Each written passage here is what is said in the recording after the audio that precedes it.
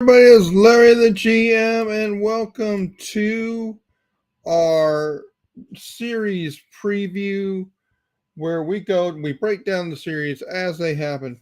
Folks, please subscribe to the YouTube channel, and and if you enjoy the content I'm about to show you in a preview form here in the video, jump on into the Larry the GM website, subscribe to the website, as become a premium or moneymaker member, and you can see this data all the time available to you.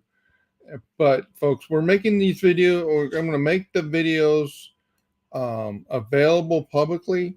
But I'm going to I'm going to blow through this quick, and you're going to be like, wait, you can probably be rewinding the video and all that.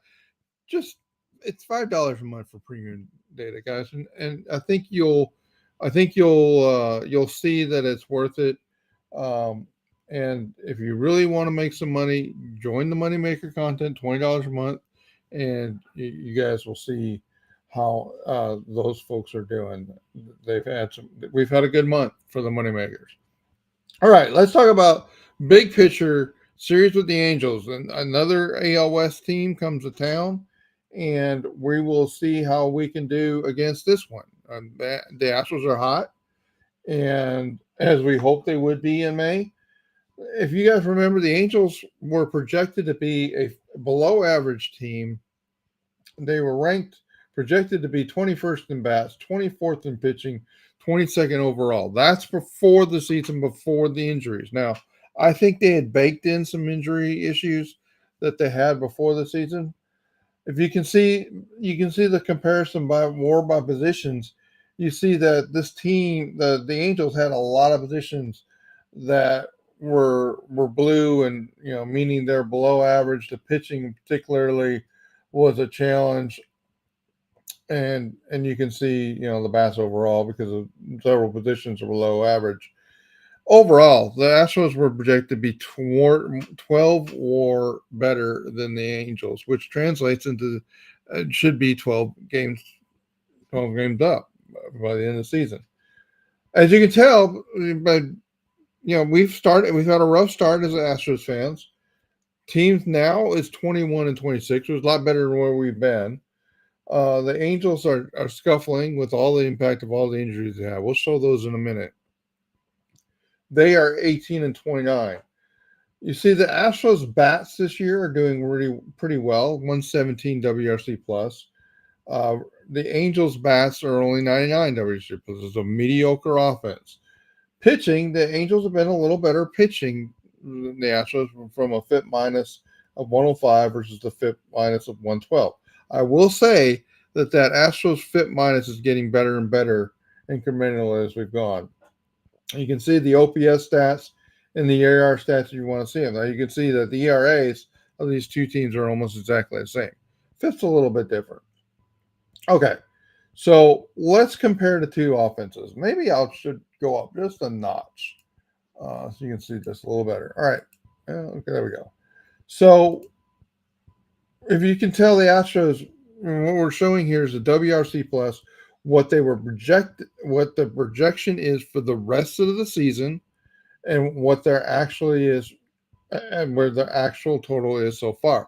You can see the disappointment or challenge from Bregman. That's better than it was a week ago. And Yainer's a little bit, well, Yainer's in a cold spot, right? And we need Yainer to get his bat going too. Trey Cabbage hasn't had enough bats to get in a groove, and so it's really not fair. The sample size here is too small as it is with Greg Kessinger. But you see, overall, this is the projection for this offense is to be a very good, solid, even with the bench. Chas McCormick should be back during this series. He's reportedly not coming back tonight, but should be back this series. So we'll look for that. Will the Astros send down Kessinger because they have Dubon to be the infielder, or will it be Cabbage going back?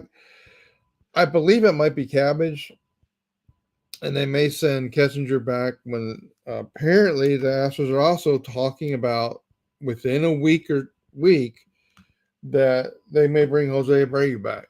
We'll talk about that more next series because I think that's probably more appropriate timing there.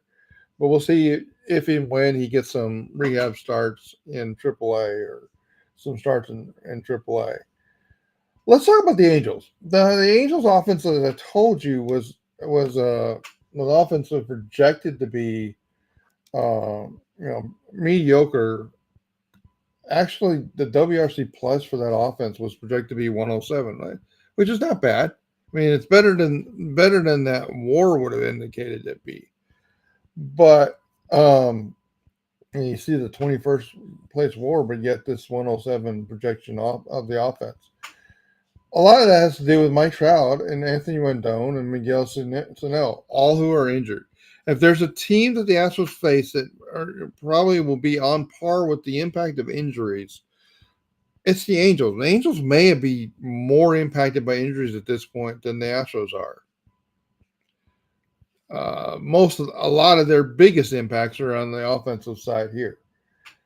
You do see that several Angels are outperforming their projections, including Joe Adell, which Joe Adell has been projected to be good for many years and hasn't shown up to that, but looks like he's doing it. And Renivo and Willie Calhoun are batting above their expectations. They similar to the Astros have a couple guys that are disappointing. Their leadoff guy and Mickey Moniak have not been pulling their weight as what they were expected to do. So that's the status of the Astros and the Angels bats coming into the series. The Astros hitting really close to what they're expected to be, 117 WRC plus. But I don't know. It looks like I got a mental block. I need to go back and fix this, guys. The Longhorns continue to struggle with the runners scoring base. That's supposed to be the Astros. Clearly, I had Longhorns on my mind. So, what's wrong with the Astros offense? It's been the same issue all year long, hitting with runners and scoring position. You can see the impact of that. Overall, that offense right now is a number 4th ranked offense in Major League Baseball. They're second when the runners are when there's nobody on base, hitting a 120 WRC plus. Then when there's a runner on, it's a 112, which is the 11th best offense. And when there's runners in scoring position, it's a mediocre 102 WRC plus, 17th. And you can see this in comparison to the offense last year, which was a really good offense with runners in scoring position. So what's happened to the offense? Well, oddly enough, and this is, the moneymakers have felt this because we have suggested and recommended Jordan Alvarez as a daily pick for fantasy purposes or other purposes over and over. And quite frankly, it's not been Jordan Alvarez. Now, he had a really good game last game, so maybe we can break out of it. But he's batting a 116 WRC plus overall. That has been a 20 WRC plus with runners in scoring position, guys. It's terrible, but his BABIP is unsustainably low. So, and Jose Altuve has a similar gap, and he's had a gap all year too. So we've got a 96 WRC plus gap between Jordan Alvarez in general, overall, and Jordan Alvarez with the runners in scoring position. That's not ideal for your number 3 or your number 4 hitter, right? And our leadoff hitter has a 145 in all situations and a 62 with runners in scoring position for an 83-point WRC plus gap. Even Pena has a little bit of a gap, but it's still 106 with runners in scoring position. So it doesn't feel as challenging as the other ones. We do have some guys like Maurice Dubon who are hitting really well with runners in scoring position. Chas McCormick overall was struggling before he went out. He was hitting with runners in scoring position. Joey Loperfido has stepped up and is hitting currently 183 with runners in scoring position. That leads the team. Joey Loperfido has done a really good job for the Astros hitting with runners in scoring position. So now it's a small sample size. So But there you go. There's the Astros, and there's the challenge of the Astros offense, the runners in scoring position. Let's talk about the pitching staffs. So we have the 6 pitchers here. Now the Astros are running with a 25-man roster because Ronel Blanco is suspended. I had that listed here, but I guess I deleted that. So you've got Ronel Blanco, and again, this is their projections for the rest of the season in FIP, what their current actual FIPS are. Here's the projected FIPS and the actual FIPS for the Angels. I put the letter grade. This is just, and for those that have been on the Larry GM site, you're used to the letter grade system that just simplifies all these numbers to something everybody can understand. Um, One thing to notice is that Josh Hader, despite we'll show it here in a minute, the ERA being as high as it is, and same for Presley, these FIPS are really good for Josh Hader and Ryan Presley, and expected to be very good the rest of the year. We do have some concern with I guess you could say the middle relief from a FIP standpoint. Abreu, Montero, and Martinez have not been, those are not ideal FIPS for medium leverage relief pitchers. The balance that Taylor Scott's been doing really well, and Sean Dubin has been well again for the FIP standpoint. His ERA is another issue. So there's where we are from the pitching staff. I guess Sean Dubin's now in AAA. So I left him there because it's possible he could come back with an injury. From an Angel standpoint, their number one starter, Patrick Sandoval, we won't see them. So we're facing Reed Detmers, Griffin Canning, and Tyler Anderson. So 2 lefties and a righty. I'm going to talk to you, but they actually have some reverse splits among these pitchers. So it's very interesting. But you see that Canning's been struggling early, and then none of these pitchers are really projected to be that overpowering. Reed Detmers, a B minus pitcher, which is good, right? But 387 FIP is not. It's very good, but it's not. It's not Cy Young. That's all right. So tonight we have Framber Valdez versus Reed Detmers. So the Astros do have the pitching advantage theoretically there. All right, the bullpen for the Angels, you can see that the bullpen FIP has been pretty good for some of them, and then others quite a bit of challenge, and some that are now on the injured list really had a problem. So we'll show more about that in a minute. You can see where their projection. This is they got Hunter Strickland as their setup man, who was a D plus grade, 4.83 FIP projected for the rest of the season. Carson Fulmer, D graded, Larry GM grade, 4.97. So this is a team that's got a lot of challenge as far as what their bullpen is projected to be. And even where Matt Moore's having a challenge early. So there you go. That's where the teams have been. You can see that the Astros were projected to be 4.2 FIP for the year, and then 4.38 is where they've been. The Angels projected to be a 4.57 FIP for the year, and have a 4.25 so far this year. What's interesting about these two teams, when you look at it, despite the Angels having some good pitchers, a lot of the guys around the bullpen actually pitched some early innings for them. Their relief has been pretty subpar as far as an ERA standpoint. 4.52 FIP. That's not good. 27th. Their starting has been mediocre to slightly below mediocre. The Astros starting pitching, as we know, has had a lot of challenges with some guys that are that we're not starting as much anymore. And then the bullpen has been getting steadily better as Hader and Presley's performance levels on their ERA standpoint more closely matched to their FIPS. Let me show you what I mean by that. So if you look at this table right here, I've got the ERAs and the FIPS, and what I just did is calculated the gaps. So a positive gap here is saying that the FIP is more than the ERA.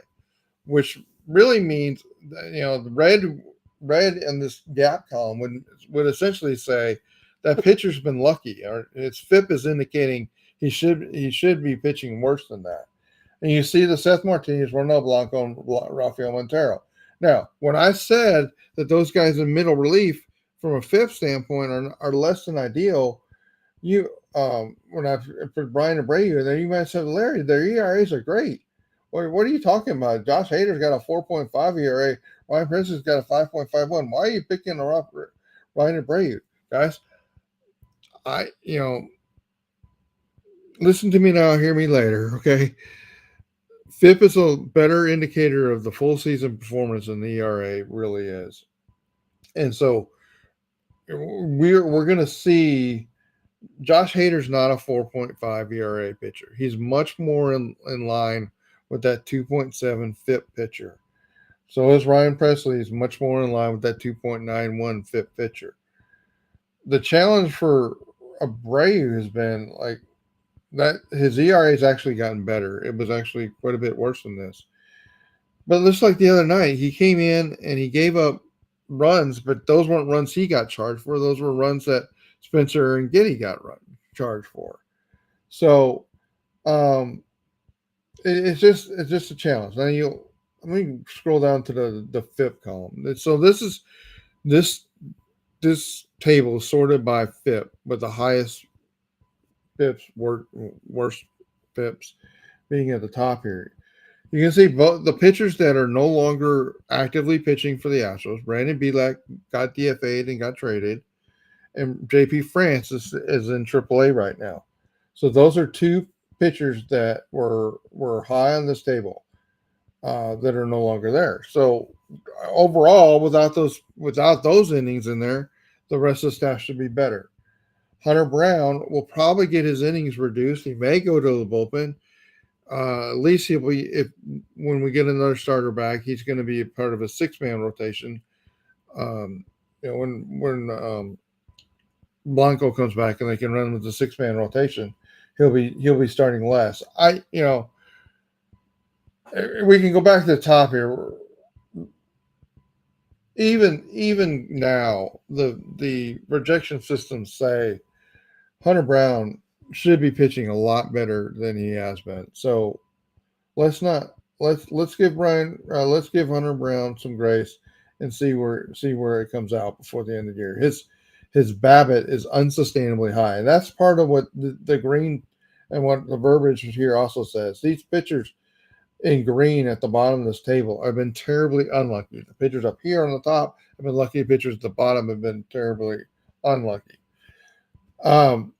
All right, so let's get to excuse me, guys, the moneymaker tables. And so the players in red here, I mean the premium tables that feed into the moneymaker daily lineup analysis. The players in red here are players I'm using a hybrid data for. I'm using 23-24 minor league and the 24 major league data to build out these analysis. So what I do is I take the xwOBA data and I separate that from fastballs, breaking, and off-speed pitch. I give you the overall xwOBA data, the total number of pitches, and just so you can see how the WOBAs compare to the xwOBAs. These two numbers will converge as the season goes on. More than likely, the xwOBAs will more come toward the xwOBA data. That's what's happens most seasons. So what you'll see here, the data for John Singleton is using his 23 and 24 data as well. So it's a hybrid of the major league and his AAA data as well. But I used both seasons of major league data there. All right, let's go to so you can see the data for versus lefties versus righties. One of the things I want to highlight, if you look at Loperfido, let's talk about Joey Loperfido for a minute. His xwOBA versus left-handed pitchers is it's a 234. This is where you hear me will say, you'll see me on Twitter saying, Joey really shouldn't be batting against left-handed pitchers unless the game's out of line, either in a blowout for the Astros or for the other team. That's why that average xWOBA again is 319 here. He really is struggle across the board. And remember, this is minor league data with the 80% factor applied to it, which is what I did with my prediction for Pena. And so you can see Loberfido really is not a good matchup to be hitting against left-handed pitching. Look at it here versus right-handed. It's 307. Now that's again slightly below average, but look how Loberfido is across the board. Compare him versus off-speed pitches, the rest of the team. That's the fourth best against off-speed pitches, and second best, or I guess third best, because Kyle Tucker at the bottom there. Third best versus breaking pitches versus right-hand pitching. Joey Loberfido should be a play almost every single day versus a right-handed pitcher, and almost should never be a play versus a left-handed pitcher. That's what that data tables tell you. All right, so you look at the Astros pitching, and again, we see some data here in yellow. Those are players that I put my threshold at about 200 pitches. So the data here is not something I would tell the money makers to take bets on, or take action upon, or put them in their daily fantasy. So you can see how that plays out. And these are just guys that didn't have a lot of pitches last year, either way. But you can see, again, you can build the same data. You can see how Fromber matches up. And what we do with the money makers, we actually take the hitter data and the pitcher data, and we converge those, and through a math correlation, lead out to a projected xWOBA of that matchup of that starting pitcher versus that batter. And here's the opponent data. This is the data for the Angels. You see a lot of blue in this table, guys. There's a lot, and you also see a lot of yellow. There's a lot of players, particularly versus left-handed pitchers, that the batters, part of it's because they got a lot of the regulars hurt, right? But we got a lot of batters that did not have enough hit plate appearances in 2023. Now, when I do update this to have the 24 data in there, it'll be better. There's your batter data versus right-handed hitters. And then here's the Angels pitchers. Now, for Hunter Strickland had Hunter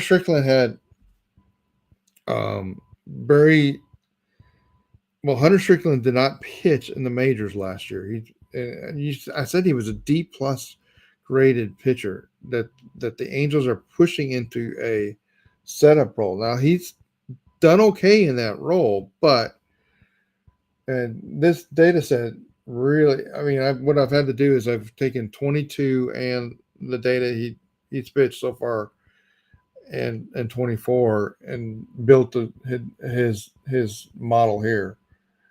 And that's why it's purple, to remind me that it's a special application of the model. So right, there's your data. Now, guys, if you can use that data to kind of see what the matchup should be, like how this batter should do, where the strength of this batter is versus the pitcher in the table, and see who's going to do well. The money makers get that for every day. All right, so there you go. That's the preview of the series. Let's come back up to the top. We've got an offense for the Astros that's primed to get better and better. The Angels are facing a lot of injuries in their bats. They've got some guys that are overachieving. We got a pitcher that should be gettable for the Astros tonight, and they're getting arguably the staff ace in Framber Valdez. So there you go. We'll see how the series plays out. I think the Astros should do well, and we shall see.